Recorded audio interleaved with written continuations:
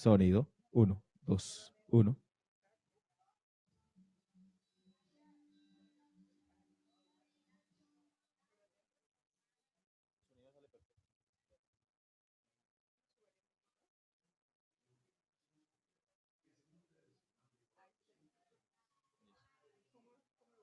Universidad Santo Tomás Bucaramanga.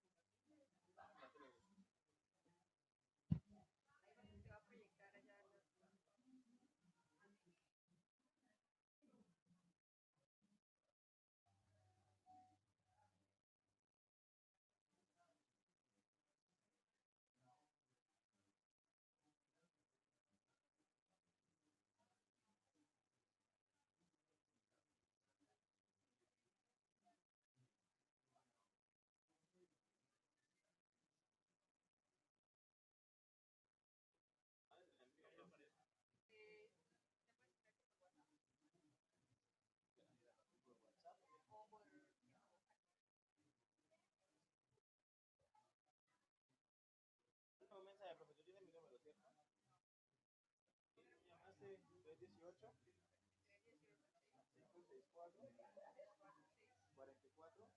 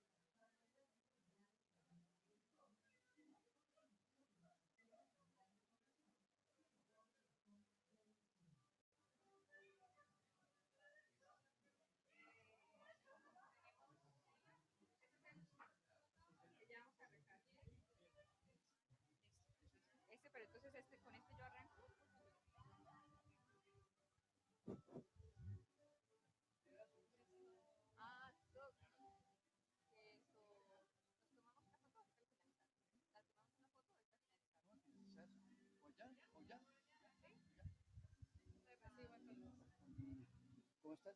Bien, sí, señor.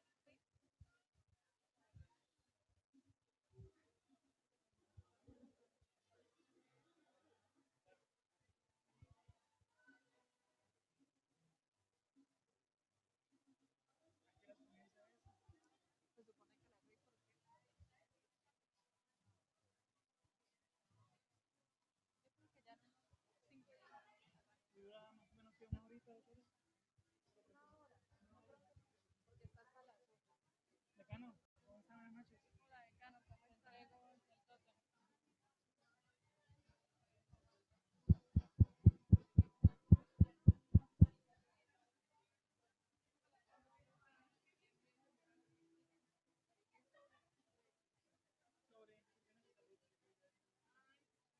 ¿Cómo estás? ¿Bien?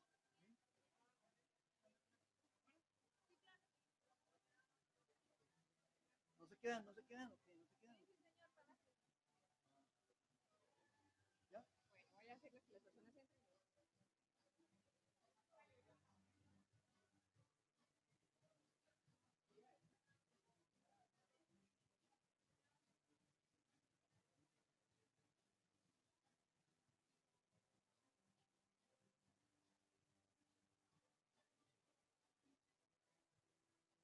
Santiago quiere traer de nuevo a otro foro sobre corrupción al senador Robledo. Y ya le dije que sí. Pero yo le dije que yo quería que no fuese una conferencia larga de toda la tarde del senador Robledo, sino un foro donde pudiera él hacer una intervención de unos 40 minutos y luego intercambiamos un conversatorio con él. ¿Listo? Y yo quiero que estés tú y que esté yo. ¿Listo? No sé si alguien más quiera estar, la decana de Derecho, por ejemplo, la podemos invitar, señor. ¿Cierto? Pero la idea mía es ver cómo logramos que la emisora nos grabe eso. Yo hablo con Ali mañana y le digo si se puede transmitir. Y que luego, o transmitir el foro, que sería lo ideal, que va a ser largo, que es como de 2 a 4, de 2 a 5. Entonces grabarlo y que O ella grabarlo lo mejor y lo edite. Y se edite y se pueda pasar. Sí, sí, claro, sí, señor. Pero tenemos que invitar a Derecho, tenemos que invitar a Negocios Internacionales, A toda la división, universidad. más Derecho, por lo menos. Sí, señor. Y es solo él, viene solo el senador Robledo. Cuando vino inicialmente se llenó el Paraná. Sí, sí. ¿Aló? ¿Sonido? ¿Sonido?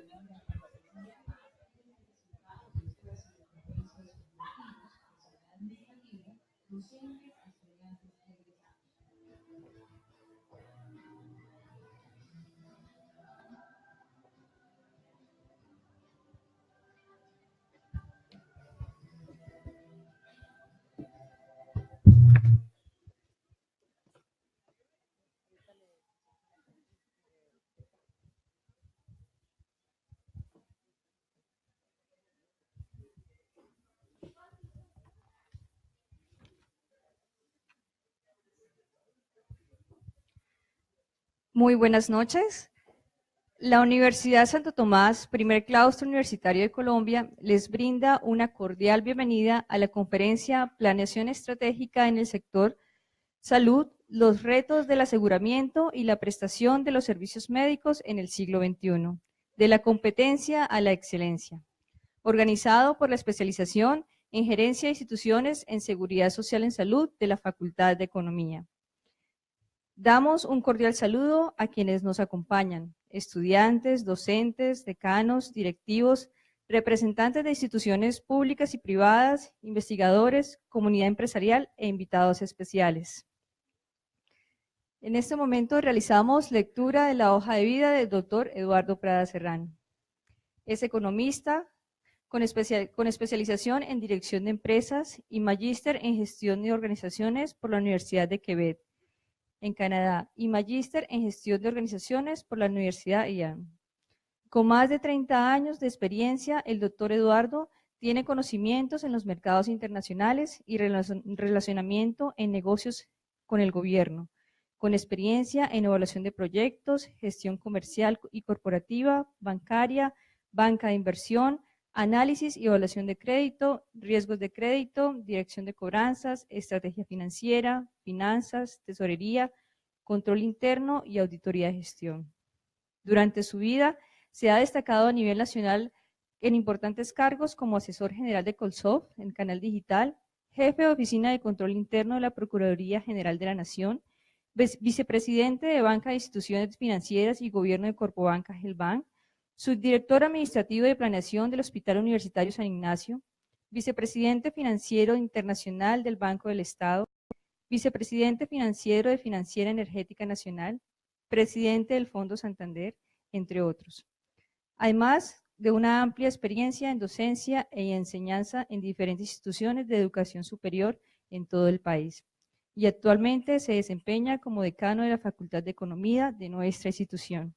Damos la cordial bienvenida al doctor Eduardo Prada Serrano. Muchas gracias, profesora, muy amable. Después de esa hoja de vida llega uno a la conclusión de que no es que haya tenido mucha experiencia, sino que ya es muy viejo. Pero bueno, es parte del reto, ¿cierto? Muy bien, me ha gustado mucho la estrategia, me ha gustado mucho el tema de planeación estratégica y me ha gustado mucho más el tema de pensamiento estratégico. Voy a empezar esta sesión contando una anécdota muy interesante que tuve hace muchísimos años, con la oportunidad de dictar una conferencia sobre estrategia y sobre el futuro del negocio a unos eminentísimos profesionales, accionistas ellos todos, dueños de concesionarios de la marca Toyota, que en ese entonces funcionaba en Colombia en asociación con Renault. Y los que manejaban la marca Toyota se quejaban de que, bueno, pues ante las camionetas Toyotas era lo único que ofrecían en ese entonces y la guerrilla las vivía robando porque le encantaban las 4x4 de doble cabina. Entonces ellos alegaban que si en Colombia pudieran tener un automóvil marca Toyota, de los automóviles más vendidos del mundo, pero no camionetas sino automóvil, que ellos salvarían su negocio.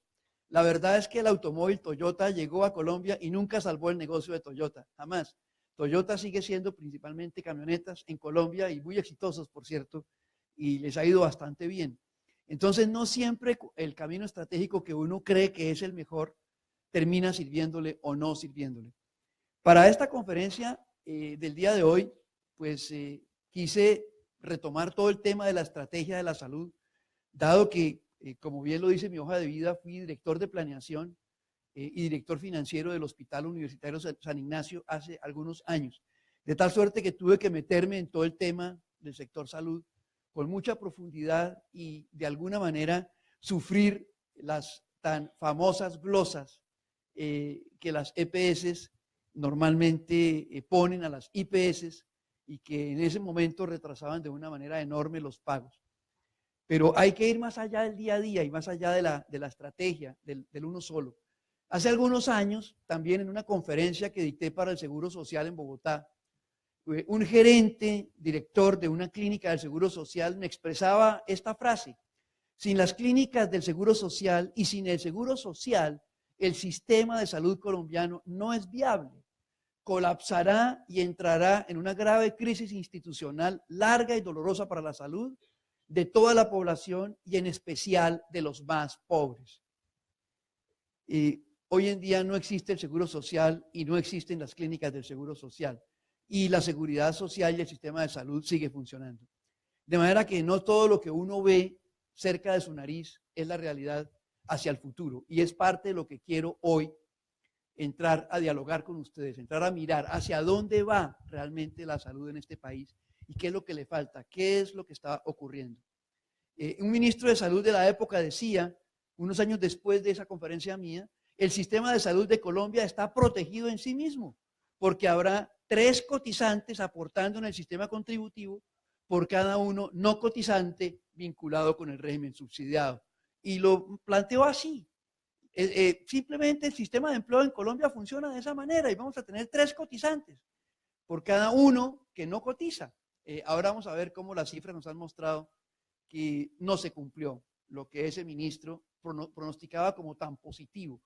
Hay una cosa muy interesante en Colombia y es que estamos acostumbrados ya más de un siglo con presidentes muy positivos y ministros muy positivos y le parecería a uno que la presidencia va por un lado y el país va por otro, pero bueno, eso ya nos hemos acostumbrado también, ¿cierto? O tal vez los colombianos de pronto nos acostumbramos a que siempre pensamos que las cosas van mal y realmente no van tan mal. Más tarde, un presidente de ASEMI en algún momento de la vida dijo: el sistema de salud colombiano es perverso porque privilegia la existencia de los aseguradores por encima de los prestadores del servicio de salud. Los aseguradores generan utilidades y los prestadores están condenados a la ruina. Si ustedes miran las cifras del año pasado, los aseguradores dieron pérdida y los prestadores dieron utilidades. Es decir, la torta se empezó a voltear. Se empezó a voltear. Luego ya no es tampoco tan cierto que el sistema de salud privilegia el aseguramiento únicamente. Además, hay muchos jugadores en el sistema que siguen pensando que el aseguramiento es una intermediación. El aseguramiento no es una intermediación. El aseguramiento es eso, un seguro. Es un aseguramiento. Es unas instituciones que aseguran la salud y que por consiguiente cobran por ello y tienen que pagar a su vez un montón de tarifas para que la salud se pueda prestar. Pero bueno, hay muchas preguntas que van a ir saliendo a medida que van apareciendo aquí filminas. La ley 100, esto es de Marcela Vélez, es una médica muy joven, es una mujer de 40 años, candidata a PhD, vive en los Estados Unidos. En una declaración que dio en El Espectador, me pareció interesante ponerla porque fue tremendamente dubitativa sobre la ley 100, dio los dos conceptos mágicos, ¿cierto? El primero, la ley 100 introdujo el concepto de la salud como mercancía y por tanto quedó sujeta a ser un bien transable. Claro, todo el mundo sigue diciendo que la salud es un derecho, ¿cierto? Pero los médicos cobran por la consulta, no la quieren hacer gratis. Luego es un bien transable, ¿cierto? Y los odontólogos igual, y los optómetras igual. Todo el mundo quiere cobrar por la prestación del servicio, nadie lo quiere prestar gratis. Luego en realidad es una actividad económica, es una forma de vida como puede ser cualquier otra forma de vida. Entonces intentar decir que no sea un bien transable pues es bastante complicado. Y recuerden que soy economista y por tanto tengo un sesgo. Es difícil convencerme de que no lo sea, ¿cierto? Es un bien transable como tantos otros bienes transables que tenemos en la economía. ¿Me la devuelves un instante, por favor? Que faltó la segunda parte. Pero ella, sin embargo, dice: la ley 100 movió el tema de la salud del terreno de la misericordia al del derecho. Y eso dicho por parte de una médica joven, una persona de 40 años, que en el año 93 todavía ni siquiera se ha graduado en el colegio, ¿cierto? Cuando se publica la ley 100, pues es bastante interesante. Es que se pasó de la misericordia al del derecho.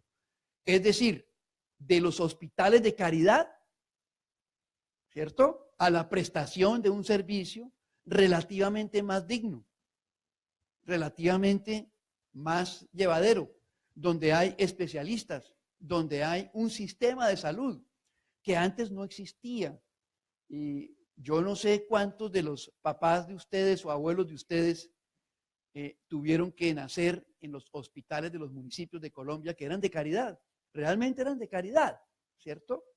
Yo nací en la Clínica San Juan de Dios, que era un sitio pegado al Hospital San Juan de Dios donde si uno pagaba algo, lo atendían mejor, pero era un hospital y era el único hospital que existía en Bucaramanga cuando yo nací. El Hospital Universitario Ramón González Valencia aún no existía. El único era el San Juan de Dios. Entonces esa es la historia de la mayoría de las personas, ¿cierto? Que tuvimos que nacer, entre comillas, de caridad, porque ni siquiera existía salud para los cotizantes. Si ustedes recuerdan, el Seguro Social Colombiano se fundó realmente en el año 67, o sea que antes de eso ni siquiera existía salud para los cotizantes, pues mucho menos para los hijos de los que sí trabajaban de alguna manera. Gracias por la siguiente. En salud, las verdades en el tiempo. La salud es un derecho natural y constitucional, pero los recursos de la salud no son infinitos. No lo son. Tan es un bien transable como que los recursos no son infinitos. De manera que es imposible pretender que uno es sujeto de salud de manera total, eterna, permanente y para nunca acabar solo porque soy yo. Muy difícil, ¿cierto? Es bastante complejo porque cuando es el abuelito de uno el que está en dificultades, pues uno quisiera al abuelito de uno ponerle los 25 trasplantes de corazón que se necesitan para que sobreviva, pero pero el sistema no podría aguantar trasplantarle a alguien un corazón varias veces porque es tremendamente oneroso, no lo permite el sistema de salud como tal. La segunda, el Estado paga, pero ¿quién es el Estado? Todos somos el Estado, todos. El gobierno no es más que un administrador de los recursos del Estado, pero el Estado somos todos. El Estado no es el gobierno y el gobierno no puede imprimir billetes. El gobierno solo saca el dinero de sus impuestos y los míos y de las utilidades de las empresas del Estado. No tiene otra manera. De tal suerte que el gobierno paga o el Estado paga es un decir realmente fuera de tono, porque el Estado somos todos. Somos nosotros los que tenemos que pagar finalmente. Los ricos pagan hasta cierto tiempo, hasta cierto punto. Ahí están justamente los ricos diciendo que las grandes empresas colombianas, el 70% de las utilidades son impuestos. Y cuando uno suma y resta, pues sí, parece que matemáticamente les da. Y entonces están diciendo que no quieren pagar un peso más. Entonces, sacarle dinero a los ricos, eso se puede, pero hasta cierto punto. Estoy en el Sisbén, pero puedo pagar. Terrible. ¿Cómo así?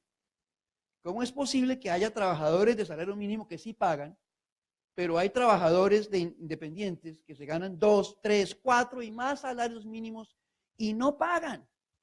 La noticia de hoy del periódico Vanguardia me pareció escandalosa. Cuando la conferencia ya estaba montada, dije, ¿lo pongo o lo pongo? Han encontrado varias personas con patrimonio personal superior a 400 millones de pesos que están en el Sisbén. Pero un trabajador de salario mínimo que recibe un salario en cualquier empresa por prestar servicio de celaduría, él sí tiene que pagar. A él sí le descuentan su contribución de salud y su contribución de pensión. Si vemos la siguiente filmina, nos vamos a encontrar, ahí está la noticia. Es noticia de hoy, jueves 21 de septiembre del 2017. Tienen propiedades por 400 millones y están en el Sisbén de Bucaramanga. Más de 900 personas coladas, a pesar de contar con propiedades de hasta 400 millones de pesos. ¿Qué hace un propietario de propiedades de más de 400 millones de pesos metido en el Sisbén? Eso no tiene presentación. Entonces, claro, esos mismos señores son los que salen a criticar al gobierno y a decir, es que, miren, y ahora me enfermé y el gobierno me mandó para un hospital. Perdón, pero es que su señoría debería tener aportes, debería estar pagando, ¿cierto? Aquí, estos cuadros que ustedes ven aquí, los quise poner, es un análisis de comparación de 20 años, porque es que todo el mundo vive diciendo que todo tiempo pasado fue mejor y que ojalá se acabe la ley 100. Yo digo, bueno, pues si se acaba la ley 100, pero a cambio de la ley 100, ¿qué? ¿Qué vamos a tener a cambio de la ley 100?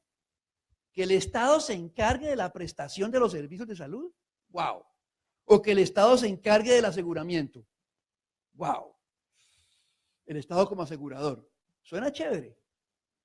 Suena bastante difícil. ¿Cierto? Suena bastante difícil. Bueno, hay teorías, ¿cierto? Entonces ahora van a decir que yo soy un privatizador y que como soy privatizador, entonces soy ultraconservador.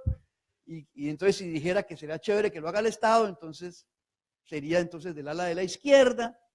Pero aquí no estoy hablando de política, estoy hablando de salud, ¿cierto? Y de salud desde el punto de vista estratégico y entendiendo que la salud es una necesidad absoluta y utilizando los mismos conceptos de la Organización Mundial de la Salud. Si ustedes observan esto, tenemos un problema muy crítico en Colombia. Qué lástima que la parte de abajo no me está saliendo y me estaba saliendo hace un momento. Gracias, ahí está mejor. Tenemos un problema muy crítico en Colombia y es que en el total nacional no es como mucha gente cree o creía, que había un solo cotizante por cada cuatro del Sisbén. No, no es así. En el total nacional tenemos más o menos 50-50. 50.1% están en el sistema, contributivo y el 49.7% están en el sistema subsidiado, 1 a 1. Es decir, cada uno de ustedes que está en el contributivo tiene que pagar para que uno del subsidiado pueda tener servicio de salud, 1 por 1. Pero lo grave, lo más complicado está en lo que se denomina las zonas rurales y los pequeños municipios.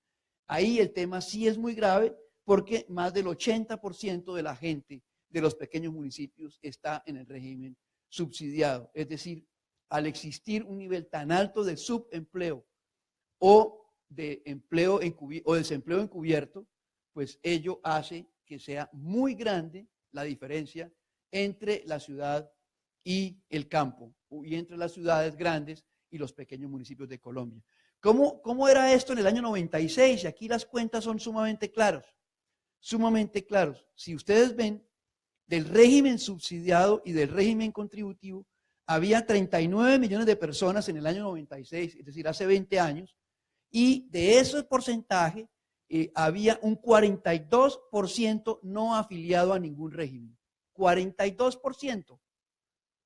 Es decir, que solamente el 58% de la población colombiana estaba afiliada a algún régimen. El 37% de la población al contributivo y el 19% de la población al subsidiado.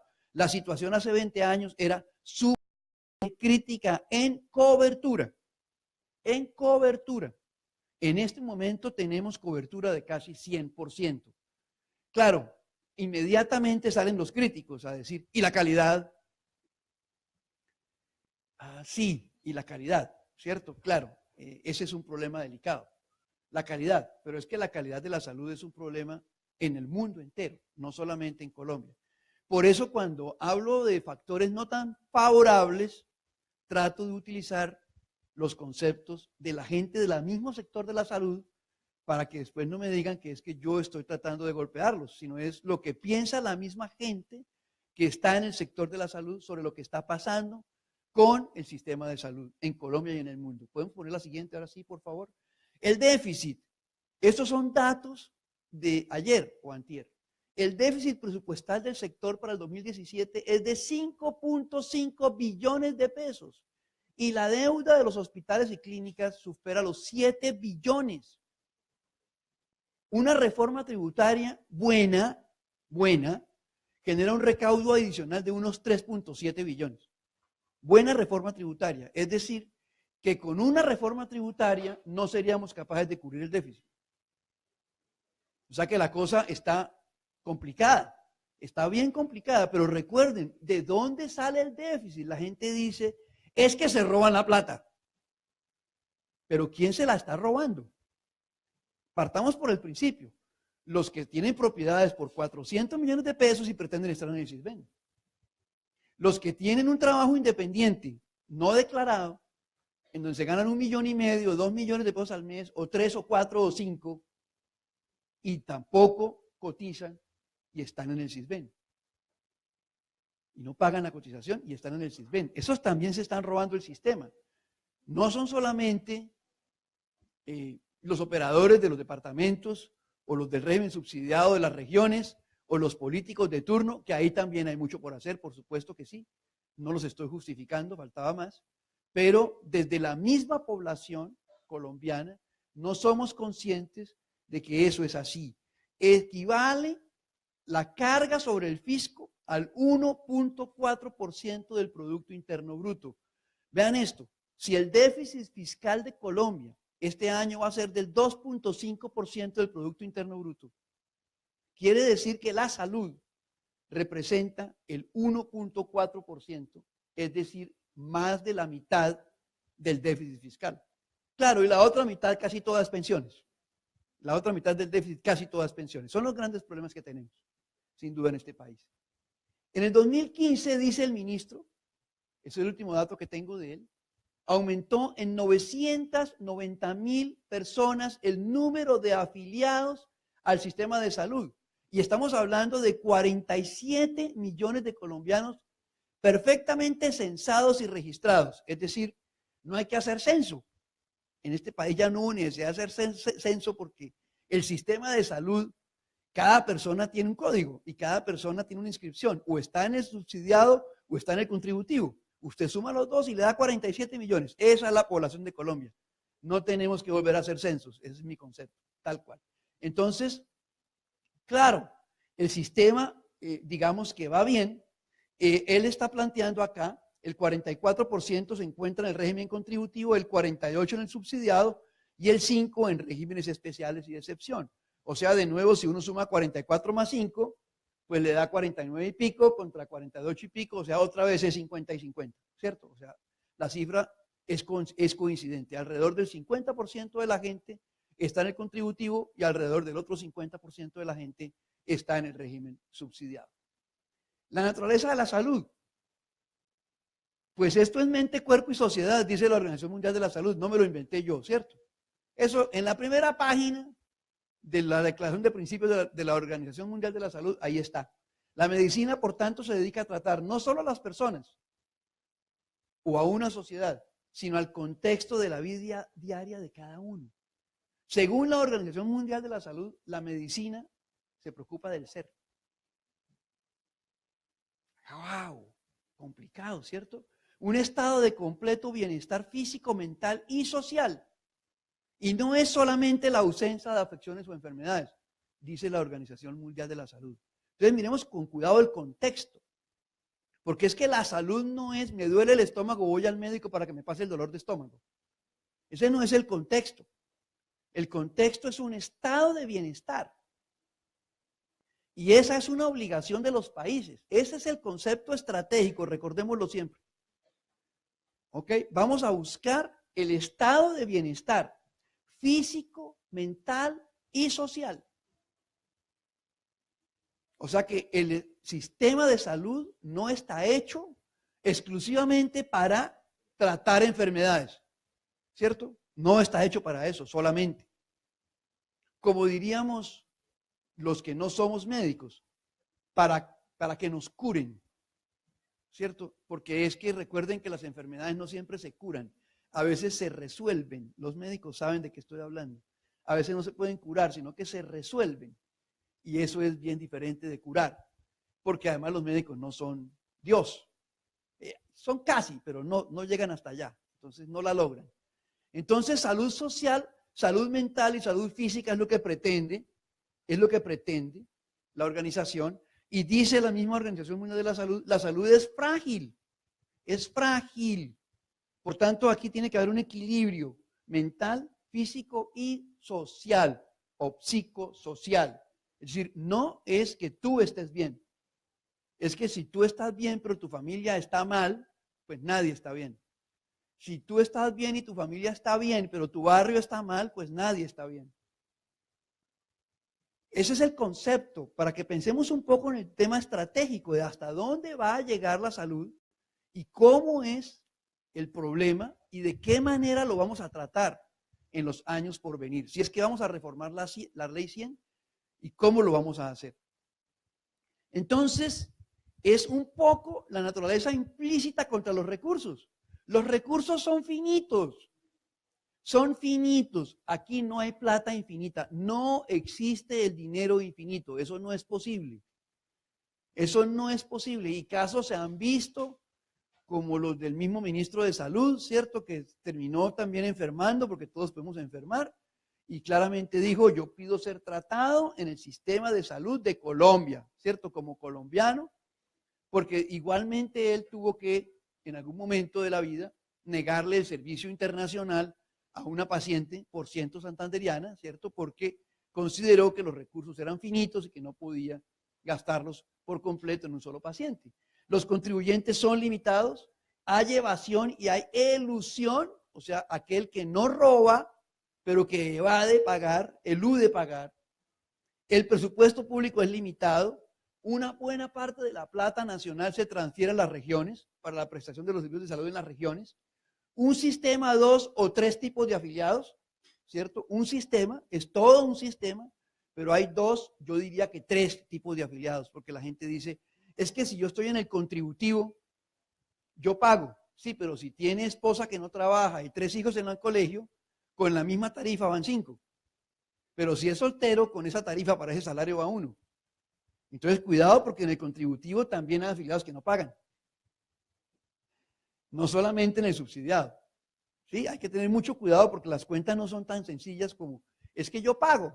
Sí, pero si usted se gana $1 millón de pesos al mes, usted está contribuyendo más o menos con el 4% de su salario y su empleador con el otro 8%, ¿cierto? Aproximadamente con el 12% de su salario, o sea, su cuota vale 120,000 pesos mensuales si se gana $1 millón, pero vale 120,000 mensuales si usted tiene esposa que no trabaja y 3 hijos en el colegio o si usted es solo.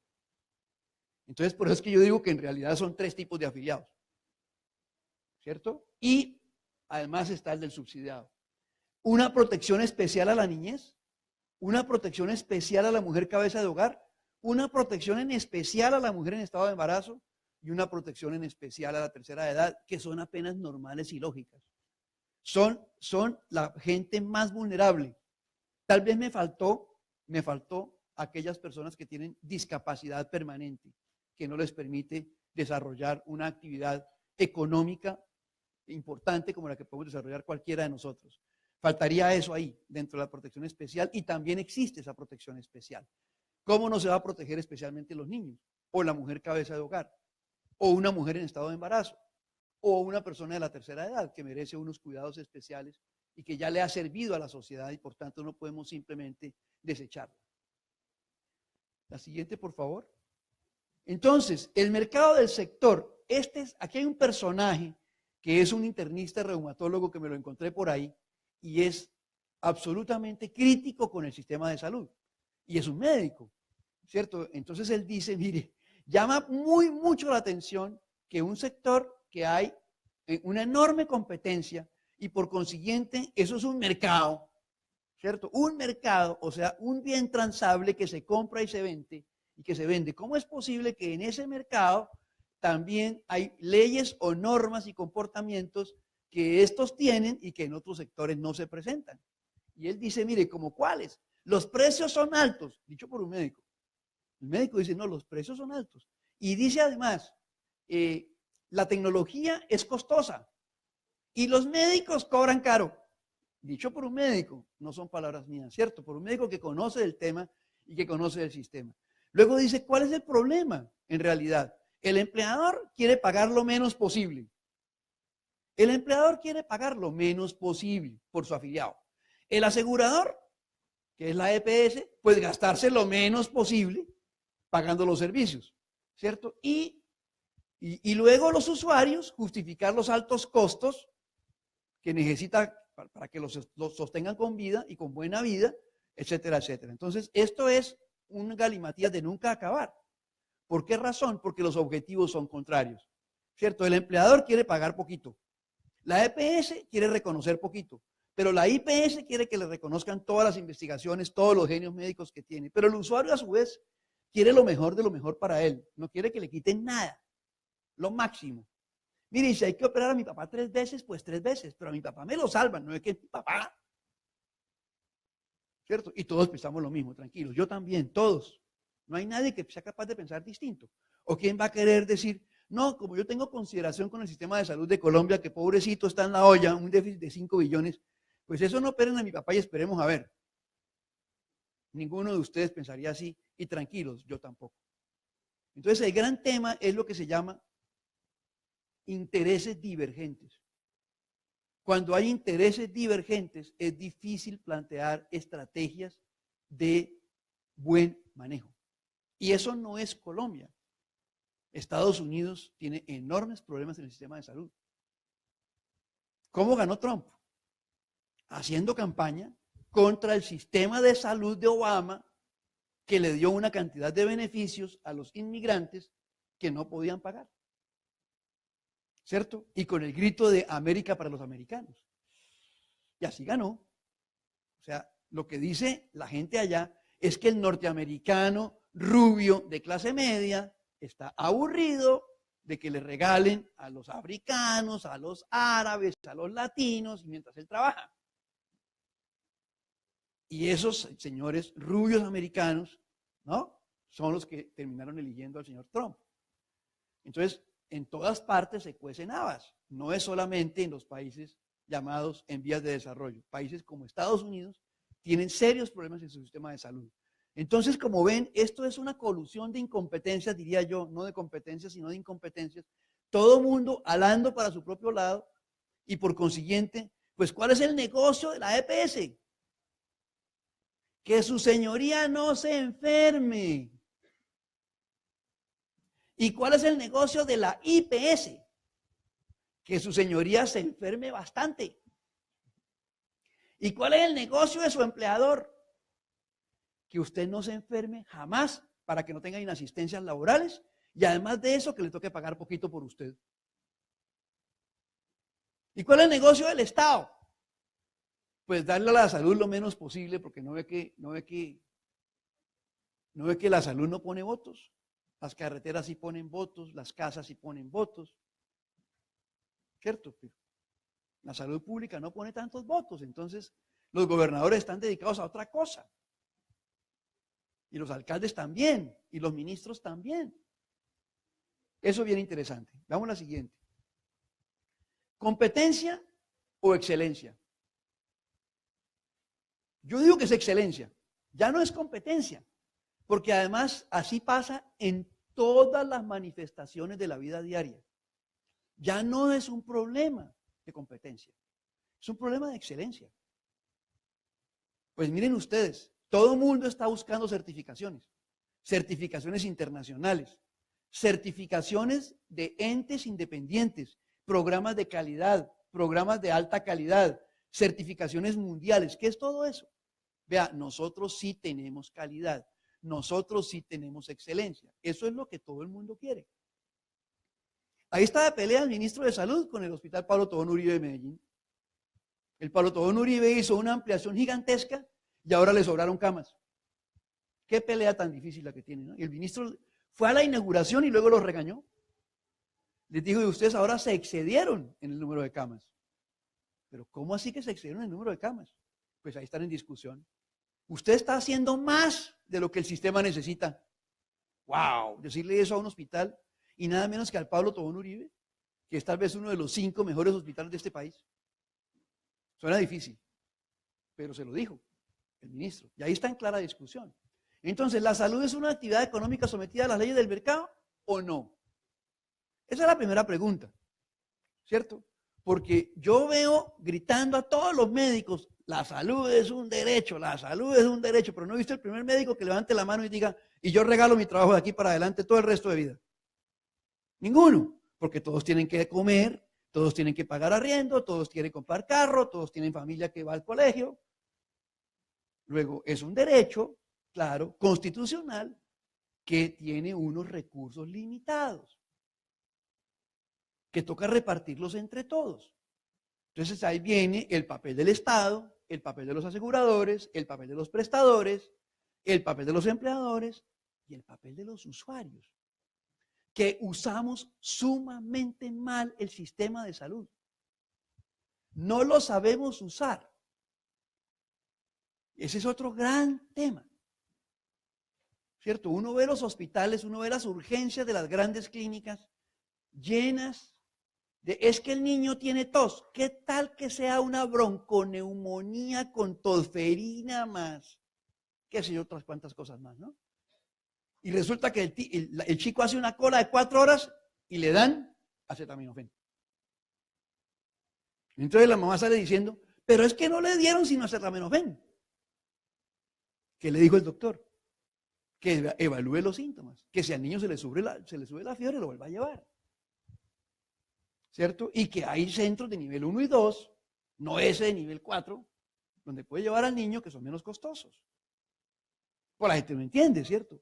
Y la gente dice, todos en Bogotá quieren ir a hacer la cola al Hospital San Ignacio. Todos. Porque es que me quedo en San Ignacio. Entonces yo que trabajé en San Ignacio les digo lo difícil que es el triage. Organizar el triage en San Ignacio es de las cosas más difíciles de la vida. Porque hay mucha gente que se mete a San Ignacio y que no debería estar ahí. Y hay en cambio muchas personas que cuando llegan a San Ignacio ya puede ser demasiado tarde. Es decir, que están siendo llevadas tardíamente al hospital. Conozco solo el caso de San Ignacio, que es el hospital en el que yo trabajé, ¿cierto? Pero es un caso muy interesante a su vez. La siguiente, por favor. Entonces, excelencia. Claro, ¿en dónde? ¿En dónde está la excelencia? Entonces yo me permití hacer una pequeña lista, pequeña. Cada uno de esos puntos puede ser un tema de nunca acabar. Excelencia en el servicio y sus niveles. Yo recibía a las enfermeras nuevas de San Ignacio. Cuando una enfermera nueva llegaba, o llegaban a veces en grupos, llegaban a mi oficina. Que nos vienen, que la primera reunión es con el jefe de planeación, que no entendemos por qué la primera reunión no es con la jefe de enfermería. Y llegaban de una vez disgustadas, llegaban bravísimas. Y yo les decía, bueno, muy bien, yo solamente les voy a hacer 2 preguntas. La primera pregunta, ¿usted qué viene a hacer aquí? ¿Usted qué viene a hacer aquí? Y todas, casi todas, 99% me contestaban, a cuidar a los pacientes. Mi trabajo como enfermera es cuidar a los pacientes. Ah, muy interesante, perfecto. O sea, su papel es el paciente. Sí, claro, yo tengo que cuidar al paciente. Ah, muy bien. ¿Y quién se encarga de los familiares de los pacientes? Ah, pues ellos se encargan de sí mismos. Pues la mayoría de problemas de enfermería eran ocasionados por los familiares de los pacientes, no por los pacientes. Pero las enfermeras nunca reconocían que ellas también tenían que tratar con los familiares de los pacientes. Porque es que resulta que son parte del problema o de la solución, como lo quieras ver. Entonces, el tema del servicio y sus niveles y la calidad en el servicio, wow, eso sí que es complejo, ¿cierto? Eso sí que es complejo. Yo, por ahí como el tercer mes de estar en San Ignacio, me gané un regaño gigantesco. Porque yo dije, no podemos seguir teniendo niños correteando por todos los pasillos. Un hospital de POS, que tiene un piso, claro, de prepagadas, el piso 7. Pero un hospital de POS. Y bueno, pues es que la señora que va a ver a su mamá, que le han operado de la vesícula y que va a estar 2 días en la clínica, pues con quién deja el niño que llegó del colegio a las 4 de la tarde, pues se lleva el niño para el hospital. Y eso correteaban niños. Yo tuve la brillante idea de por qué no poníamos un jardín infantil. O sea, que les cuidáramos los niños a las mamás. Pues la idea es brillantísima, la idea es espectacular. Pero en la primera semana, el promedio de niños que llegaban a San Ignacio era por ahí 30 todas las tardes. En la primera semana tuvimos 100. Claro, llevemos el niño que ya hay guardería, ¿cierto? Entonces, lo que no nos cuesta, hagámoslo fiesta. Y la idea fracasó. La idea era fantástica. Entonces San Ignacio puso sendos avisos, prohibida la entrada de niños. Entonces, si usted tenía a su mamá ya operada, le tocaba conseguirse una vecina que se fuera con usted, ¿cierto? Para que tuviera el niño mientras usted entraba a ver a su mamá. O consígase una vecina que le cuide el niño. No es tan fácil. ¿Sí ven cómo es de complicado el tema de la calidad? ¿Y qué es lo que dice la gente? Aquí no dejan entrar a nadie. Entonces, eso no es de calidad. En los profesionales y auxiliares, yo creo que Colombia en esto es campeón. ¿Para qué mejor formación que la que tiene Colombia? Si es que lo dicen nuestros colegas, nuestros médicos colombianos que trabajan en el exterior. Es que se lo he oído decir a Pedro Rafael Moreno Lara 1000 veces. Es el segundo de la unidad de cardiología de Mount Sinai en Estados Unidos. Y él dice, de los mejores que me llegan, siempre son colombianos. Siempre. Y es lo mismo que le pasa a la Javeriana de la Facultad de Medicina. Cuando hay un santanderiano en la promoción en primer semestre, se llenan de pánico. Ya existe la fama. Ese va a ser el mejor de la promoción. Y si hay 2, entre los 2 se pelean. Ser el mejor de la promoción. O sea, santanderiano que estudie medicina en la Javeriana es el mejor de la promoción. Es bastante interesante, ¿cierto? Colombiano que llega a Mount Sinai, es bueno, es espectacular, es excelente. Está bien hecho, está bien formado. Y Pedro Rafael le dice a uno, y no importa de qué universidad venga, de todas, están perfectos. Dicho por el segundo de la unidad de cardiología de ese hospital, ¿cierto? Que es un colombiano. En la administración en equipos médicos, pero no digamos, esto es una economía abierta. Aquí tenemos lo mejor de lo mejor. Y no solamente en Bogotá, o no solamente en Bogotá, Medellín, Cali, Barranquilla y Bucaramanga. Ya hay lo mejor de la mejor en muchas partes de Colombia, en tecnología. Bueno, en administración de los recursos, y ahí los problemas. En el análisis de los pagos, las famosas glosas y su solución. En la investigación. Interesante, ¿cierto? Este es un país que no investiga y los investigadores que están aquí sentados me van a regañar. ¿Cierto? Pero este no es un país que investiga. Este es un país que investiga muy poco. Como porcentaje del Producto Interno Bruto, casi nada. menos del 1%, como el 0.25% del 1%. Muy bien, en la prevención. En la prevención. Aquí, ¿cuál es el papel de las IPS? O sea, el papel de los prestadores.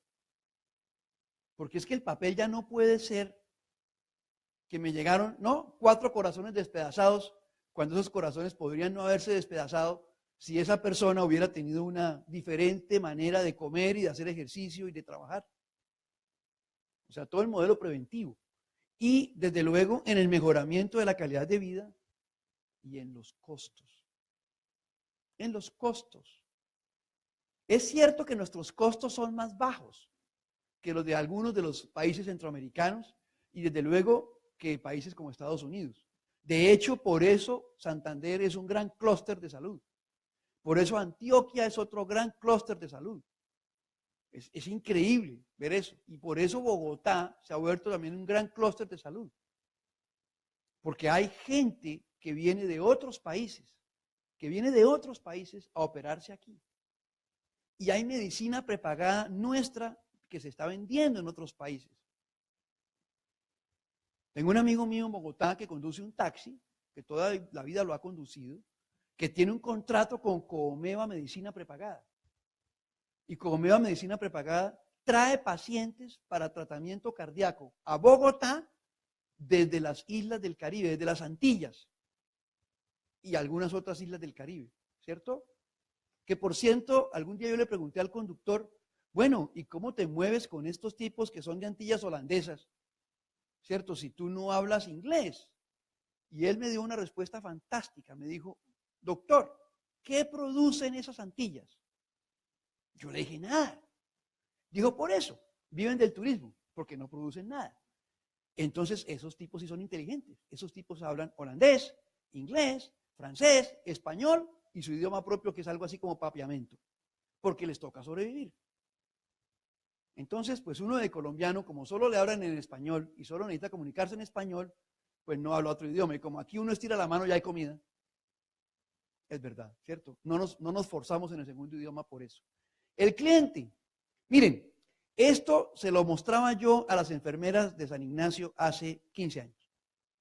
Miren, esto es lo que usted quiere darle al cliente. Párenlo ahí un momentito. El valor agregado y las actividades. Usted le va agregando actividades. Y llega un punto ya en que usted, por mucho que le quiera dar al paciente, ya al paciente usted no lo puede tener mejor. ¿Cierto? Llega al punto de inflexión. Usted dice, esto es lo que yo le quiero dar a mi paciente. ¿De acuerdo? Y estas son las actividades. Pero el valor que le termino dando es este, el rojo. ¿Por qué? ¿Por qué le doy solo el rojo? Porque el pobre paciente llega a hacer la cola, y tiene 45 minutos en el triage, ¿cierto? Cuando por fin logra que lo atiendan, lo mandan a hacer unos exámenes clínicos y entonces lo bajan al laboratorio y ya lo tienen otras 2 horas. Cuando tienen los exámenes, entonces lo van a subir a que le tomen las placas radiológicas y allá lo tienen 45 minutos tirado en un pasillo, ¿cierto? Muy bien, entonces yo le quiero dar esta, pero solo le puedo dar esta. ¿Y qué fue lo que se quedó? La siguiente. ¿Qué se quedó en la mitad? Veamos cómo se llama. Valor perdido en los procesos operativos. Esto no lo pagan las EPS. Esto lo paga el hospital. Entonces, es que el camillero no está.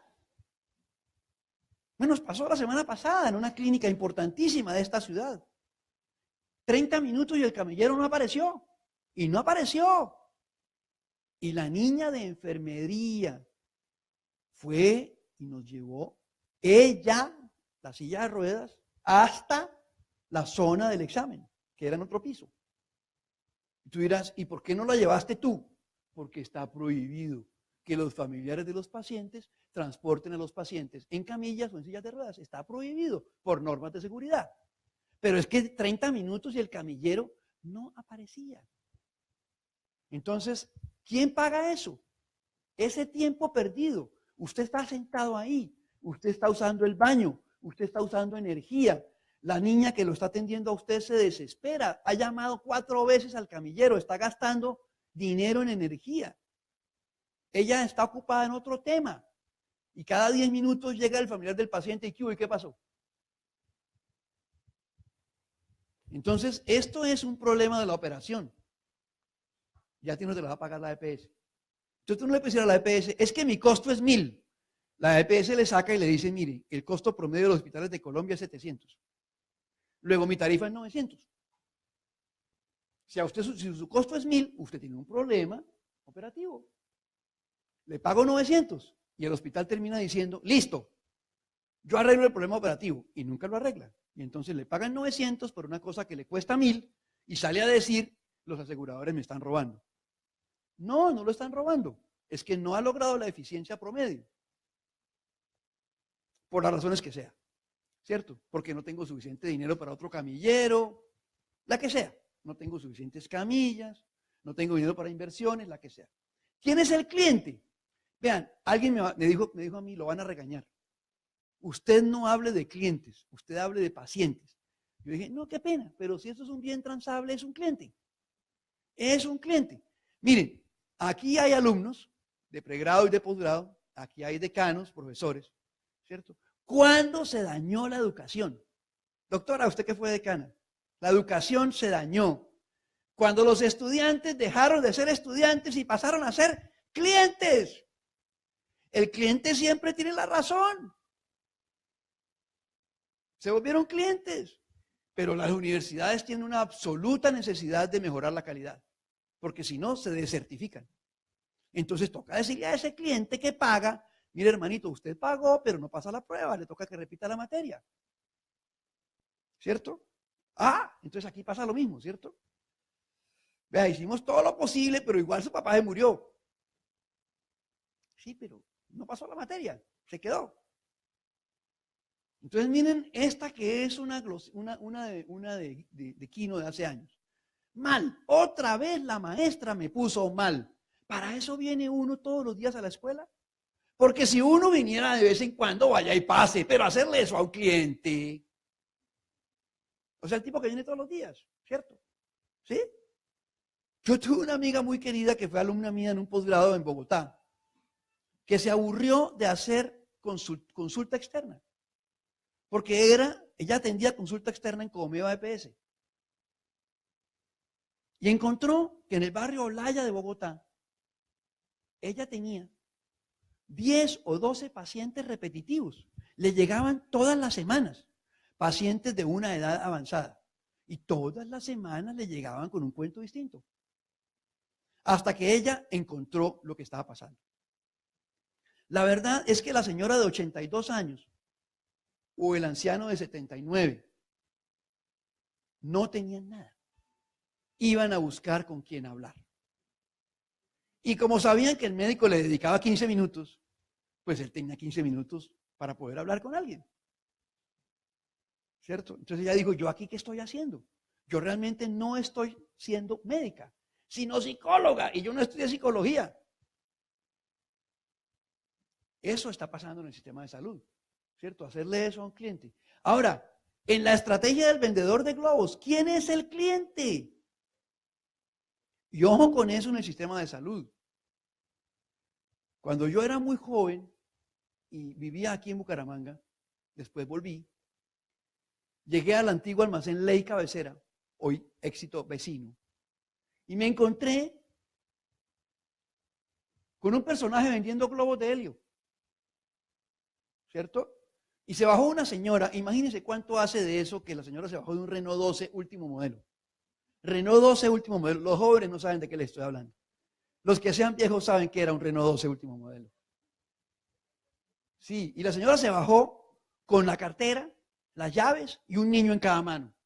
Y trancar la puerta, porque recuerden ustedes que las puertas se trancaban con las llaves. No había controles remotos, eso es una novedad.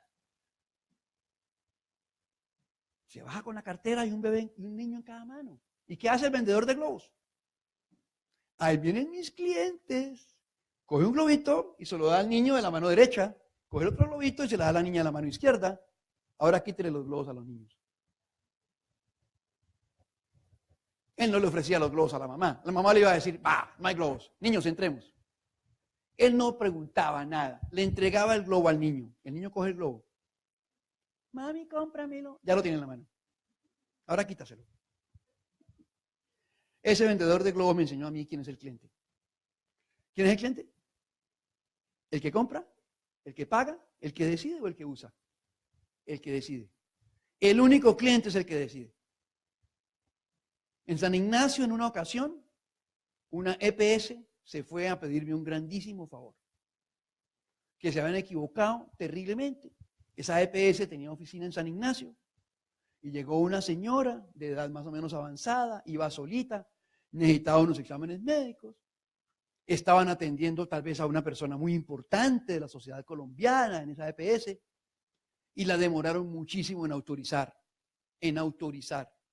los servicios. Y al final la maltrataron, la ofendieron. La empleada le dijo, señora, no moleste tanto, que usted no es afiliada, sino beneficiaria. O sea, la maltrató. Como quien dice, usted no aporta. La que aporta es su hija. Usted no es afiliada, usted es una beneficiaria. O sea, usted ni siquiera le aporta plata al sistema, usted espere. ¿Por qué me llamaron a mí? Porque una semana después hubo retiro masivo de 850 trabajadores de esa EPS. Porque resulta que esa señora que estaba sola era la hija de la directora de gestión humana de una empresa bogotana que empleaba más de 1.200 personas. Y esa directora de gestión humana fue y les dijo a todos los trabajadores en una conferencia, nos vamos ya de esta EPS porque mire cómo maltrataron a mi mamá. Y si maltratan así a la mamá de la jefe de gestión humana, nos vamos todos. Y se fueron. No hubo posibilidades. Se supone que cada trabajador escoge, ¿no? ¿Cuál EPS quiere estar? Pues no, escogió la jefe de gestión humana por 850. Entonces, el consumidor es el que decide. La estrategia del vendedor de globos. Cliente es el que decide, por tanto. Cliente es el que decide. Muy bien, ¿para dónde vamos? Change is not dead. Fear of change is dead. Lamentablemente así es, nos guste o no nos guste. El cambio no es la muerte. El miedo al cambio es la muerte. Todos tenemos miedo. Yo lo puse hoy en mi Facebook, ¿cierto? Todos tenemos miedo. Todos vivimos llenos de miedo. De hecho, todos le tenemos miedo a la muerte. ¿Cierto? Pero no porque le tengamos miedo a la muerte vamos a dejar de vivir. ¿Cierto? ¿Cómo le tendremos de miedo que los seguros de vida se llaman seguros de vida cuando lo que aseguran es la muerte? ¿Cierto? No somos capaces de llamarlo por su nombre. Su nombre es seguro de muerte, ¿o no? Seguro de muerte. Porque él no está asegurando la vida porque la vida no se puede asegurar. Lo que asegura es la muerte. Si se muere, paga. Luego eso se llama el seguro de muerte. Pero como no somos capaces de llamarlo, la póliza exequial. No, llámela por su nombre, póliza de entierro. Si se le muere el pariente aquí, enterramos el cuerpo de su pariente. ¿Cierto? Póliza exequial. Es porque le tenemos miedo, ¿cierto? A esos términos que nos da pánico. Vivimos llenos de miedo. Los diversos roles de los actores del mercado. Este es un loco que se llama Francisco Tamayo, amigo mío, que se inventó hace unos años un programa que se llama tucarrera.com. Eso después no funcionó más porque se fue Carrefour, que era con quien tenía el convenio, y eso terminó convirtiéndose en puntos para comprar mercado. La idea era muy linda, era una cantidad de patrocinadores que si usted compraba de esos productos, iba usted acumulando dinero que iba a poderse utilizar para pagar porciones de matrículas universitarias de sus hijos cuando sus hijos llegaran a la universidad. La idea era muy buena. Entonces él nos decía, algún día Francisco me decía, mire Eduardo, el problema es que antes el productor producía, el canal vendía y el consumidor compraba. Era fácil. Entonces simplemente usted produce para que otro venda y un cliente le compre. Ese es el mundo tradicional de las ventas, lo lógico, lo normal. ¿Cuál es el problema hoy? Hoy, que el productor ya no puede saber producir, le toca saber vender. Porque si no sabe vender, el éxito no le va a comprar. ¿Cierto? Y por tanto, Olímpica no le va a comprar. Y por tanto, Más por Menos no le va a comprar. Pero ahora el canal ya no tiene que saber vender. Tiene que saber es comprar. El negocio no está en la venta, sino en la compra. Si compra mal, no gana plata. Es decir, él tiene que comprar las piñas baratas y pagarlas a 90 días de plazo. Y las vende de contado. Y además, si una piña se daña, el vendedor, el productor, vaya por la piña podrida, ¿cierto? No se la pago. La culpa es suya, no es que no se vendió. Y el cliente ya no compra. Cuando yo era pequeño y mi mamá me mandaba al mercado y me decía, traiga salsa de tomate, eso era facilísimo. Había dos y ambas eran frascos y ambos eran del mismo tamaño. O era Fruco o era La Constancia, no había más. Imagínese usted el problemonón si mi mamá se levantara de donde está acostadita de por vida y me dijera, vaya, tráigame un frasco de salsa de tomate. Quedo metido en la grande. Porque usted llega al almacén ese éxito y hay como 35 clases de salsa de tomate. Entonces ya al consumidor le toca escoger. Pero eso no es lo más grave. Pensemos en el paciente, en el usuario de una clínica o de una EPS. Mañana, que es hoy, el productor, que es esa clínica o esa IPS, ya le va a tocar innovar. Ya no sirve que sepa producir, ni sirve que sepa vender. Tiene que saber innovar.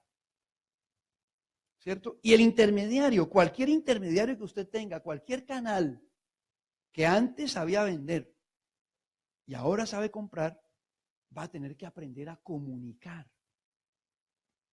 Entonces los promotores de las EPS, los promotores de las medicinas prepagadas, de las saludes complementarias y también los promotores de los administradores de fondos de pensiones, tienen que aprender a comunicar. En la medida en que usted no sepa comunicar, usted no va a poder vender.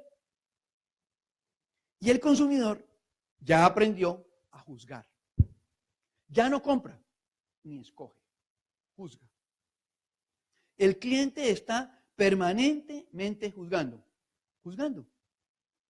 Yo me río cuando me dicen, es que estos trancones de Bucaramanga por la mañana, ¿cierto? De Florida Blanca para llegar uno a la Santo Tomás, en la calle Novena, unos trancones. Esta mañana hice el recorrido y lo contabilicé. 21 minutos. En un trancón, 21 minutos. 21 minutos. 21 minutos. Desde esta sede hasta la otra sede a las 7:15 de la mañana. 21 minutos. Créanme, una distancia igual en Bogotá con trancón es 50 a 70 minutos. O sea, más del doble. ¿Cierto? Y mi último trabajo en Bogotá, que fui consultor de 2 empresas de software, pues era facilísimo. Eso quedaba a 18 kilómetros de mi casa y me gastaba 1 hora y media por la mañana y 2 horas por la tarde. Es decir, en bicicleta mucho más rápido. ¿Cierto? Mucho más rápido. 1 hora y media por la mañana, 2 horas por la tarde. Y a uno le hablan de trancón por 21 minutos. Entonces, lo que pasa es que no sabemos lo que tenemos, ¿cierto? Y no nos la gozamos bien. Entonces, el cliente ahora juzga. Entonces, le parece que 21 minutos es una barbaridad. Y yo que vengo de 23 años de vivir en Bogotá, no se imaginan la tranquilidad que siento aquí. Muy bien. ¿Cambiamos paradigmas o no? ¿Cuál es la filosofía de la estrategia? Miren, esto le decía un hombre a otro hombre.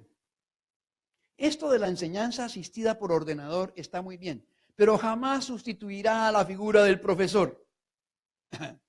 Es decir, este señor estaba diciendo, la educación virtual nunca va a existir. Creo que hoy en día en Colombia ya hay más gente que se gradúa por educación virtual que por educación presencial, creo. Entre otras porque el Politécnico colombiano ya tiene como 35.000 estudiantes virtuales, para empezar. Bueno, entonces este loco que está detrás escuchándolo dice, carambas, me acuerdo lo que le debió decir un curita a otro hace 500 años, ¿no? El curita le debió preguntar, ala, ¿y esto qué es? Y el otro curita le dijo, se llama imprenta, parece eficaz, pero jamás podrá sustituir a la figura del copista. Como ustedes saben, en la Edad Media los libros se copiaban a mano, no había otra forma. Entonces se divulgaba la cultura y la fe era a mano. Cuando llega la imprenta, ¿qué dicen los curitas que estaban dedicados a eso? No, eso fracasa. Señores, el mundo está en entender que hay que romper los paradigmas. Cuando a mí me hablan de lo que está pasando en el mundo, de los huracanes y de los terremotos y de que el mundo se va a acabar, yo digo, señores, los seres humanos no vamos a autodestruirnos. es que el reemplazo, el motor eléctrico, no señores, el motor eléctrico es como el fax. El fax fue un paso intermedio entre el telex y el correo electrónico. El fax nació para morir. ¿Seguro? Ya nadie usa fax. Eso vivió como 15 años. ¿Cierto? El motor eléctrico es el paso intermedio entre el motor de gasolina y el motor de fisión nuclear. Ya lo tiene Honda, ya lo tiene Toyota. Por tanto, ya lo tiene Renault por la asociación que tiene con Mazda. Es un motor donde usted le echa agua al tanque y por fisión nuclear H2O se vuelve 2H más 2. Punto. Ya. ¿Cuál es el problema? Que 2H es altamente explosivo. O sea, un toquecito y ¡pum! Eso es una bomba atómica, es una bomba de hidrógeno. ¿Cierto? Entonces, pues todavía no se puede comercializar. Pero recuerden ustedes que hace 30 años no se podía comercializar el gas comprimido, el gas natural comprimido, porque no comprimía, explotaba. Hasta que encontraron la fórmula. ¿Cuál era la fórmula? Tanques de acero muy gruesos y largos, ¿cierto? No tanques gruesos, sino largos. Y esos son los tanques que usan hoy los taxis, que usan gas natural comprimido. De manera que solo es cuestión de tiempo, ¿cierto? Y cuando lo logren popularizar y ya no hagan 1, 2 o 3, sino cientos de miles, pues el motor ya no va a valer $350,000 que vale hoy, sino $35,000. Y probablemente después valga 10,000. Y cuando un motor de fisión nuclear valga $10,000, todo el mundo va a tener eso. Imagínense usted una cosa divina, ¿no? Usted le echa agua y bota oxígeno. Y el 2H lo usa como combustible. Genial. ¿Si habrá agua? De aquí a allá. El oxígeno que van a botar los carros va a ser para que produzca más agua, obvio. Grandes retos. Investigación y desarrollo. Formar para la prevención junto con el mejoramiento de la calidad de vida. Miren, aquí nadie previene. Yo tampoco. A mí me llevaron un paquetico de chicharrones de cerdo. Y yo sabía cuál era la consecuencia. Si yo me como el paquetico de chicharrones de cerdo, al día siguiente arrastro un pie porque tengo gota. Y yo sabía que me inyectaban y a las 2 horas me pasaba el dolor. Eso se llama ser sinvergüenza. Todos lo somos, ¿cierto? Todos. Mañana empiezo la dieta, por ahora, ¿no? Sírvame el postrecito. Mañana, y nunca empieza la dieta. Mañana sí voy al gimnasio. No, vaya ya, en este instante. Medicina deportiva. Miren, esto cambia todo. No sé si aquí haya profesores o estudiantes de nuestra carrera de deportes, pero todo lo que tenga que ver con deportes se va a fortalecer de una manera impresionante. El exitazo colombiano y latinoamericano de Bodytech es producido por esa fiebre de la gente, que la gente quiere y necesita hacer deporte. Absorción de tecnología, mucha. Mayores éxitos en el tratamiento y resolución de enfermedades catastróficas. Mayores éxitos en el tratamiento y resolución. Recuerden ustedes el papá del caricaturista de Pereira, ¿no? ¿Ah? Correcto, Matador, ¿no? Que el papá fue el primerito que firmó, tenía un cáncer incurable que le iba a destruir la cara a pedazos, totalmente incurable, y él fue el primerito que firmó para que le aplicaran la inyección y chao, y el señor se fue, chao, ¿no? Ahí no hubo nada que valiera y se fue. Claro, con todo el problema ético que significa eso, de hombre, si uno puede dar por terminada su propia vida de manera voluntaria o no. Y si un médico se puede prestar para hacerlo, pero pues está autorizado desde el punto de vista legal. Otro es el concepto ético, el concepto moral, el concepto religioso, que pesa mucho, ¿cierto? Yo digo que yo no sería capaz, pero entonces un amigo se volvió y me dijo, no sería capaz, y con un dolor de esos que usted no aguanta, ¿no era que usted mismo me pone la inyección? ¿Quién sabe? Ojalá que no, pero no se sabe, ¿cierto? Niveles de atención del 1 al 4 con servicio uniforme. ¿Por qué la gente va a los hospitales de 4 nivel de complejidad a llevar a un niño que tiene tos? Porque en el primer nivel no hay ni gasa, ni bajalenguas, ni alcohol, no hay nada. Pero tienen que tener todos el mismo nivel. Modernización de las redes de hospitales públicos. Y pues me perdonan aquí los que sean, ¿no? Pero los hospitales públicos no se arreglan liquidando un hospital quebrado para abrir otro que asuma la quiebra para que a los 2 años también esté quebrado. Y lo único que tú hiciste fue cambiarle el nombre al hospital. Blanco es, la gallina lo pone y frito se come, yo no he dicho nada. Mayor educación en salud para el paciente. Educación en salud. Los pacientes no tenemos educación en salud. Yo solo sé que me duele aquí, doctor. El encargado de mejorarme es usted. Perdón. Pero está en el lugar adecuado. ¿Usted siquiera sabe qué es un triage? Como paciente, ¿sabe qué es un triage? ¿Sabe qué significa que le digan que lo sientan allá y le dicen, en 20 minutos va a ser atendido, si observa algún signo vital que haya cambiado nos avisa, si se sube la fiebre nos avisa? ¿Cierto? Entonces llegan y el tipo está ya todo achicharrado, ¿no? Con 42 de fiebre y dice, no, pero es que como yo era la enfermera ocupada, pero si le dije que me avisara, ¿cierto? Con 42 de fiebre ya se achicharró hace rato el señor. Equilibrio financiero navegando juntos, rumbo a los mismos objetivos entre todos los actores. Esto se tiene que lograr. En Chile están de regreso. Chile se inventó el sistema privado de salud y pensión. Y en Chile ya todo el tema normativo y parte del aseguramiento lo está otra vez asumiendo el Estado. Porque había grandes fallas en esa colusión de intereses entre un asegurador que quiere pagar poquito, un prestador que quiere prestar el mejor servicio, un paciente que necesita lo mejor para sobrevivir, ¿cierto? Y un patrono del paciente que quiere pagar poquito también. Entonces, acciones, ya con esto termino, que se cumpla el verdadero derecho a la salud. No puede ser posible que tengamos a los jueces tomando decisiones que están en el POS. Es que no se puede negar un servicio que está en el POS. Eso lo que el juez tiene que hacer es devuelva la tutela a la superintendencia para que le metan de una vez una multa a esa EPS y chao, candado. El juez no se ocupe en cosas que no son de su tema. Y solución real al problema de las glosas. Miren, yo se los digo en San Ignacio. Yo tenía una auditora de una EPS, de hecho después fui profesor de esos auditores. Y ella me decía, no les puedo decir la EPS, me decía, doctor, si yo no llego entre el 18 y el 25% de glosas, a mí me votan. Una cuenta suya perfecta, tengo que encontrarle el 18% de glosas o me votan. Esa es la orden que tengo. Yo le decía, doctora, ¿y usted qué fue lo que usted estudió?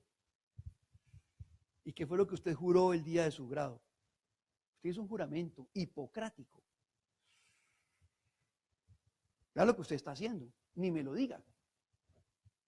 Por eso mucha gente, auditora médica, se retiró porque no estaba de acuerdo con lo que le tocaba hacer.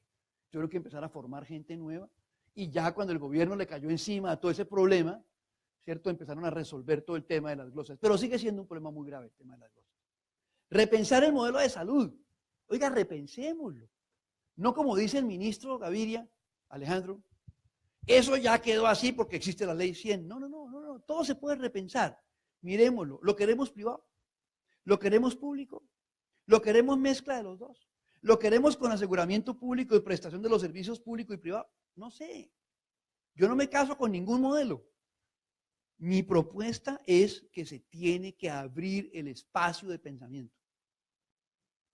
Y equilibrio financiero del sistema, porque si no hay, el ministro ya lo ha dicho, ¿no? Mayores montos en los copagos. Es que el ministro ya lo ha dicho.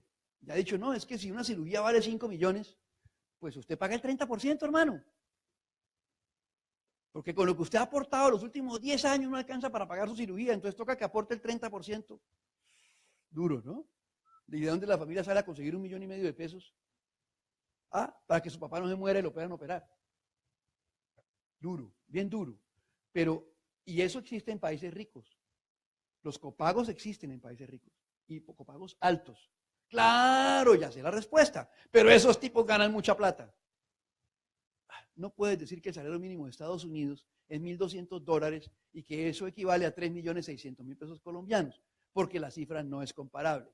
Cuando tú ganas $1.200, pagas $650 de arriendo. Entonces ahí ya estamos hablando de arriendos de 1.800.000 pesos mensuales, entonces no son comparables las cifras. No se pueden comparar así tan al rompe, tan una contra la otra. Más exclusiones en el POS. Tampoco son palabras mías, ¿cierto? Son propuestas del ministro. Más exclusiones en el POS. Combinación de POS más póliza complementaria o POS más medicina prepagada a cambio de mayor copago. Si usted tiene entonces plan complementario, el copago es del 10%. Pero si no tiene plan complementario, el copago es del 30%. Ya lo están proponiendo las mismas aseguradoras. Todo el mundo está diciendo, claro, para aumentar el negocio del plan complementario que le genera ingresos. Seguramente sí, recuerden, es un bien transable. Lamentablemente la medicina, la salud se nos volvió un bien transable. Son preguntas, no hay ahí ninguna respuesta, porque es imposible que alguien pueda tener todas las respuestas. Ha sido un placer saludarlos, estar con ustedes hoy. Abro paso a un par de preguntas si las hay. Si hay un par de preguntas, atentos. Adelante.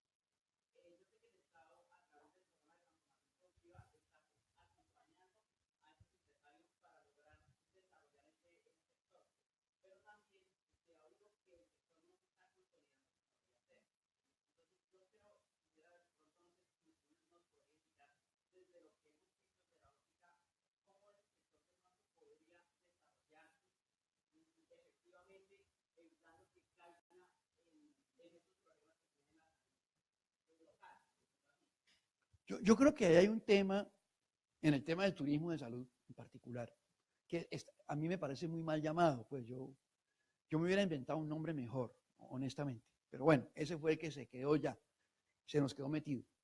El gran tema en ese proceso de los clústeres de salud, que tienen servicios de salud ultra calidad, con ultra tecnología, es el mismo tema de cualquier bien transable. Es un tema de oferta y demanda. Y es que mientras usted tenga una oferta muy buena, con un servicio de muy buena calidad, pero no le llegan los pacientes suficientes, pues usted se va a quedar desfinanciado. Porque de nuevo, gústenos o no nos guste, es un tema económico. Es un tema económico, nada más que eso. Entonces, si el paciente que está en Costa Rica, o está en Trinidad y Tobago, o está en la Guyana Francesa, ¿cierto? O está en cualquier otra isla del Caribe, decide que le dan algo paliativo en su sitio de trabajo, en su sitio, porque no hay cómo traerlo a Colombia, ese paciente nunca llegó aquí. Por eso es que las prepagadas colombianas, y puse el ejemplo de Comeva, porque es el que conozco, puede haber otros casos, las prepagadas colombianas están yendo a Centroamérica. Ellos saben que la única manera de poder sostener la investigación al mejor nivel científico, médico, y tener los mejores equipos, es poder llenar esas clínicas, ¿cierto? Y menciono solo algunas. El esfuerzo que está haciendo la FOSCAL, ¿cierto? Con su FOS-UNAP, ¿cierto? El esfuerzo que está haciendo la cardiovascular con su clínica internacional, el esfuerzo de la clínica Pablo Tobón Uribe, el gran trabajo que está haciendo la San Vicente de Paúl, también en Medellín, la Clínica del Norte, ¿cierto? Y además con su asociación y su sociedad con la Clínica del Country de Bogotá, la Clínica Valle de Lili en Cali, la misma Clínica del Country, la Fundación Santa Fe, que son de alguna manera las instituciones prestadoras de salud de mayor calidad en Colombia, ¿cierto? El Hospital San Ignacio, que ha hecho trasplantes pues, del más alto nivel, pues son instituciones de investigación que tienen unos costos gigantescos y las cuales exigen poder ser llenadas. Y si no son llenadas, pues no van a funcionar. La pregunta es, nivel 4, o ahora están hablando de nivel 5, ¿cierto? Con toda la nanotecnología médica y con todo el tema de experimental, ¿cierto? Porque ya está permitido, incluso en la legislación de muchos países del mundo, el tema experimental, más la nanotecnología metida en la medicina. Es que eso es muy costoso. Y que el sistema propio de salud posiblemente no lo pueda pagar a tan corto plazo. Pero hay cosas que siempre llegan. Yo me encontré hace muy pocos meses con el médico director de urgencias de la cardiovascular de acá de Bucaramanga, ¿cierto? De urgencias no, de la unidad de cuidado intensivo. Me lo encontré y me saludó, él me conoce y me dijo, oiga, quiero contarle algo. ¿Cuánto hace que se murió su papá? Le dije, hace 10 años. Me dijo, ¿usted sí sabe que en este instante no se moriría? Porque la tecnología cambió. La cirugía que le hicimos a su papá ahora se convirtió en pim, pom, pam, pao, yo lo hago. Hasta ahora, 180 pacientes operados, 180 sobrevivientes. Y yo le dije, ¿usted para qué me dice eso? Y me contestó, vea, ni siquiera en Houston hace 10 años lo tenían. No existía. No existía. Es nuevo. Es tecnología nueva. Entonces, la tecnología en medicina está avanzando, y también en odontología, y también en optometría, que son nuestras facultades, avanzando a unos niveles impresionantes. Pero eso cuesta e implica ser llenado. Entonces, el gran esfuerzo de estas clínicas no es que no estén funcionando los modelos financieros, es que fueron planeadas, y yo lo sé porque conozco los flujos de caja, porque como banquero los vi en su momento, fueron planteados esos flujos de caja para mayor número de visitantes del exterior de los que han logrado traer. No porque ellos no sean buenos, son espectaculares.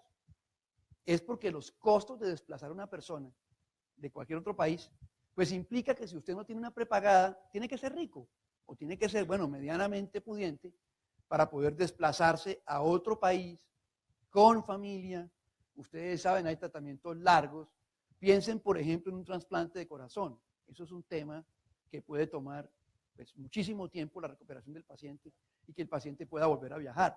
Entonces, básicamente lo he visto, que lo vi en el caso de la hija de un compañero mío de Hellbank, que toda la familia se trasladó a vivir a Medellín porque el trasplante del familiar iba a ser en el Pablo Tobón Uribe, como en efecto ocurrió.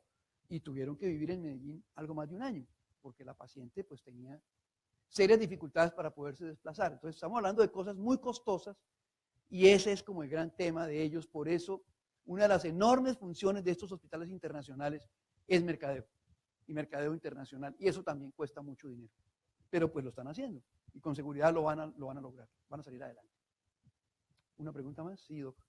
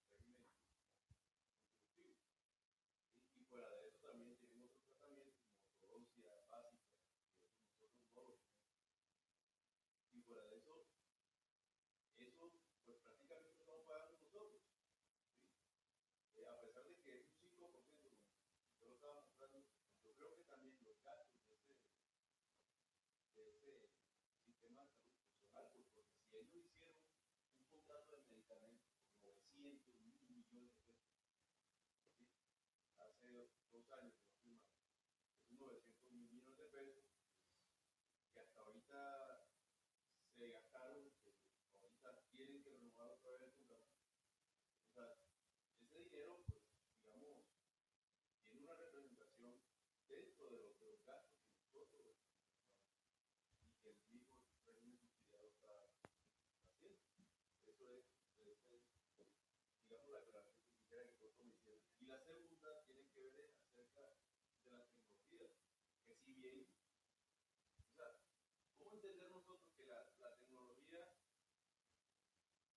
tiene la tendencia a mejorar los servicios de salud para, a la larga, abaratarlos?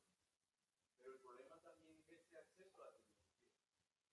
Nosotros en estos momentos aquí en Bucaramanga contamos con un PET scan, con un sistema de detección de cáncer, de tumores de cáncer de 0.2 micras. O sea, usted se imagina del grande de la cabeza de un alfiler, un tumor que se puede tratar, que se puede, digamos, atenuar o extinguir. Y es un sistema que hasta ahora ha sido muy difícil meterlo, porque las aseguradoras lo ven como algo muy costoso. Sobre el primer punto, tendría que decirle que sin duda los regímenes especiales tienden a desaparecer, como han ido desapareciendo en pensiones. Por ejemplo, los funcionarios nuevos de Ecopetrol, de 10 años para acá, ya no tienen derecho a los regímenes especiales de pensión que tienen los antiguos de Ecopetrol. O sea, eso se va a extinguir. Lo mismo lo del Banco de la República, en el tema de pensión. En el tema de salud no va a haber nuevos regímenes especiales, no los van a permitir. Y en lo referente al ejército y la policía, que también soy doliente de eso, porque en alguna ocasión como banquero tuve que participar en un proceso licitatorio con una serie de laboratorios colombianos compitiendo con los multinacionales. Debo decirle que la policía y el ejército van en los próximos 20 años a disminuir dramáticamente su tamaño. Dramáticamente. La razón es muy sencilla. Si usted tiene un proceso de paz y no tiene un enemigo vecino cercano que lo pueda invadir, y usted firma con el ELN también, no tendría sentido sostener un ejército tan grande y una policía tan grande que terminó haciendo labores de ejército. Uno ve hoy que la necesidad militar de este país es tan absurda que existe aviación del ejército, aviación de la policía y aviación de la FAC.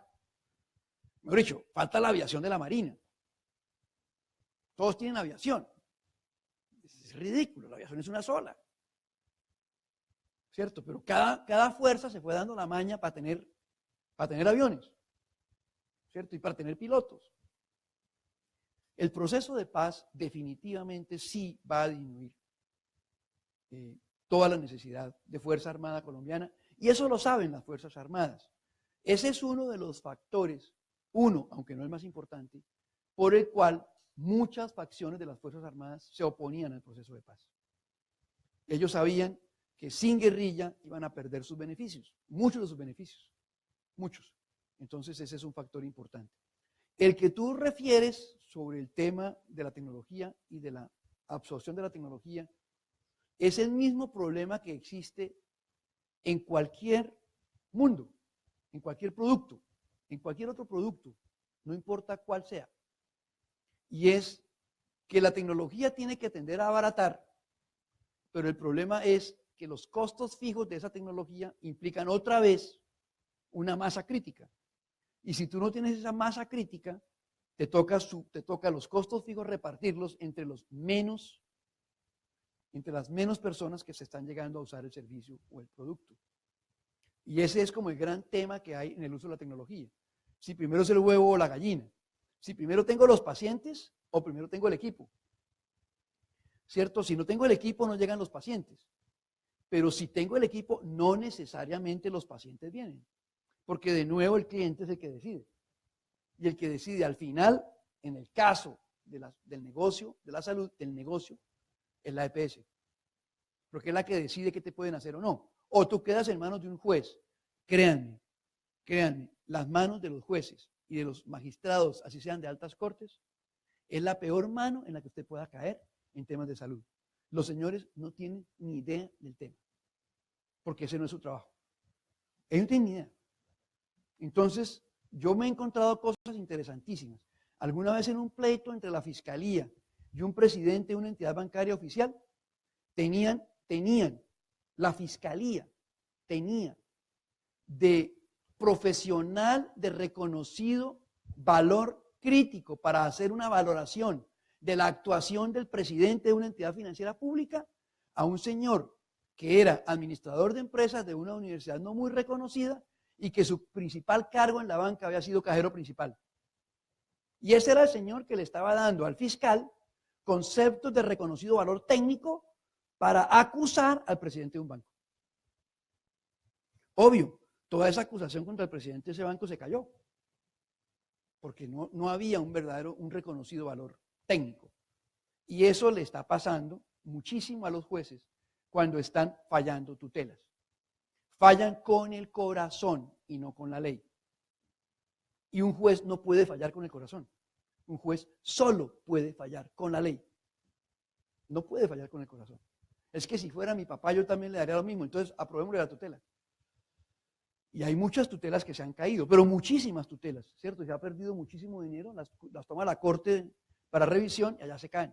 Porque la Corte pues puede tener mejores asesores y hay ese tipo de dificultades. Entonces, todo el tema de la tecnología va a ir entrando cada vez más, como con la pregunta que me hacían de los hospitales internacionales, ¿cierto? Tú tienes que ponerlos a tope, full, porque si te falta algo no te van a llegar los pacientes, pero tenerlo a full no significa que los pacientes te van a llegar. Ahora bien, si las EPS ya se están dando cuenta también, y todo el sistema, para poner el ejemplo que tú planteas, que detectar, tratar, combatir, atacar un cáncer encontrado cuando es de una micra de tamaño, cuesta mucho menos que tratar ese mismo cáncer cuando ese tumor ya pesa 400 gramos. ¿Sí? Ellos ya se están dando cuenta de eso. Como también se están dando cuenta de los programas de prevención. El Hospital Unitario San Ignacio, por ejemplo, que insisto, solo menciono los que conozco suficientemente, tiene un gigantesco gimnasio, totalmente dotado, muy buen gimnasio, para sus estudiantes, sus montón de estudiantes que tiene en Bogotá, creo que son 32.000 estudiantes o algo así, 40.000 estudiantes, tiene la Javeriana en Bogotá, tiene un gimnasio muy grande y le han vendido tiempos de ese gimnasio a las EPS en medicina preventiva y también en recuperación. Pacientes que han tenido derrames, accidentes cerebrovasculares, problemas cardíacos y las EPS los han metido en los programas de recuperación física a través de altísimos profesionales médicos de recuperación física muy, muy importantes que tiene la Universidad Javeriana y que lo están haciendo con las EPS. Entonces ya están entendiendo todo eso de la medicina preventiva, de la medicina de recuperación y del tratamiento, digamos, temprano de enfermedades más graves. El tema es que el problema del financiamiento es que es en el corto plazo, ¿cierto? Tienen que gastar en el corto plazo para no gastar en el largo. El problema del corto plazo, o mejor, el problema del largo plazo lo planteó Keynes hace casi un siglo, que es nuestro economista matriz, ¿cierto? Para los economistas del siglo XX, nuestro papá es Keynes, ¿cierto? Y Keynes decía, toca resolver los problemas del corto plazo porque es que en el largo plazo todos estaremos muertos. Entonces, ese es el problema de las EPS, es que en el largo plazo, quién sabe quién esté, entonces resolvamos el del corto, y en el corto, pues no autorizamos el examen. Pero eso ha ido cambiando, créanme que ha ido cambiando y va a seguir cambiando. Muy bien, muchas gracias, profesora.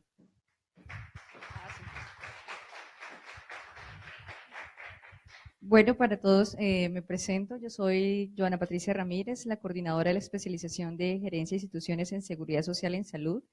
Pues contarles que actualmente nos encontramos con las inscripciones abiertas. Son 2 semestres de la especialización y bueno, pues las personas que estén interesadas, pues estoy a su disposición para que al final pues podamos conversar sobre la especialización que pues estamos transformando precisamente todo ese tema de la salud. A todos, muchas gracias por su participación y por estar acá y bueno, que pasen muy buena noche, que estén muy bien. Gracias, profesor. Nuevamente.